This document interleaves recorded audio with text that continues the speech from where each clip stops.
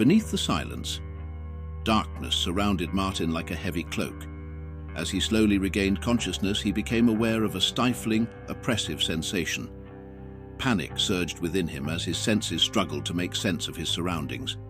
His hands scrabbled against cold, unyielding surfaces. Panic intensified as he realized the confining space was too tight for comfort. It pressed against his chest, suffocating him. The realization struck him like a blow. He was trapped, and the air around him was thick and stagnant. A gasp of air filled his lungs as he tried to sit up, but his movements were restricted by an unseen force. His fingers clawed at the surface above him. It felt cold and solid. Dread crept over him like a shadow. He was in a coffin. Fear constricted his chest as the first tendrils of memory began to seep through the fog in his mind. The last thing he recalled was an evening at a dimly lit bar, the hum of conversation, and the sharp taste of whiskey. After that, nothing. A void. The silence was broken only by the erratic thudding of his own heartbeat. Desperation set in as he struggled to comprehend the gravity of his situation. Why was he in a coffin? How had he ended up buried alive? Questions echoed in his mind with no answers in sight. With trembling hands, Martin explored the confines of his wooden prison. The surface was smooth, and it felt alien beneath his touch. Panic threatened to overwhelm him, but he fought against it. He needed to think, to find a way out.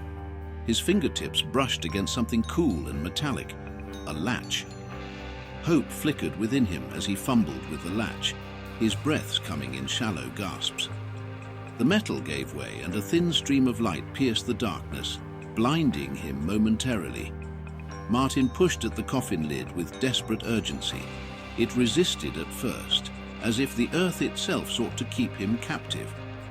But with a final surge of strength, the lid creaked open, revealing the damp earth above. He emerged into the moonlit night, gasping for breath as the cool air filled his lungs. His body was caked in soil, and his clothes clung to him like a second skin. Confusion and fear battled for dominance within him. The cemetery stretched before him, silent and desolate.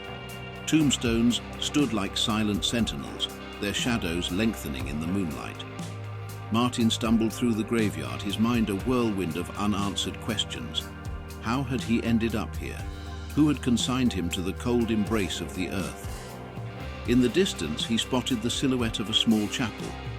Its weathered exterior spoke of decades of solitude.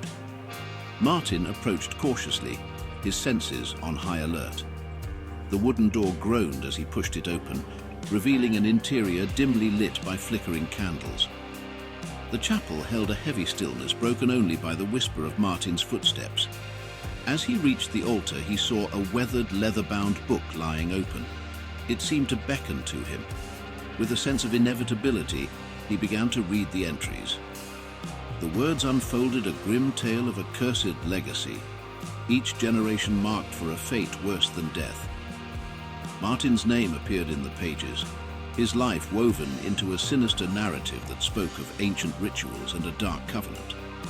He recoiled in horror as he read about his own burial, orchestrated by those who believed they could escape the curse by sacrificing him to the earth. Anguish and betrayal coursed through him. Determined to confront the perpetrators, Martin left the chapel. The night air was charged with an otherworldly energy as he navigated the winding paths of the cemetery. He would not let himself become a pawn in this macabre game. As he approached a secluded part of the graveyard, figures emerged from the shadows, robed individuals who bore the weight of ancient rituals.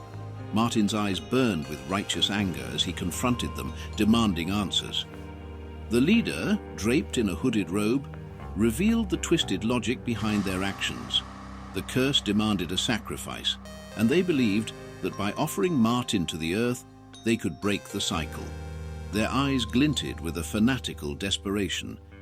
In that moonlit graveyard, a confrontation unfolded between the living and those bound by a dark legacy. Martin's resilience clashed against the beliefs of those who sought to escape their cursed fate. In the end, the truth prevailed. The coffin, the burial, the curse, all were exposed in the harsh light of reality.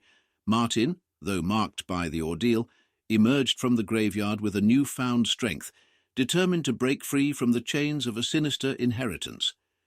As the first light of dawn painted the horizon, he walked away from the cemetery, leaving behind the shadows of the night.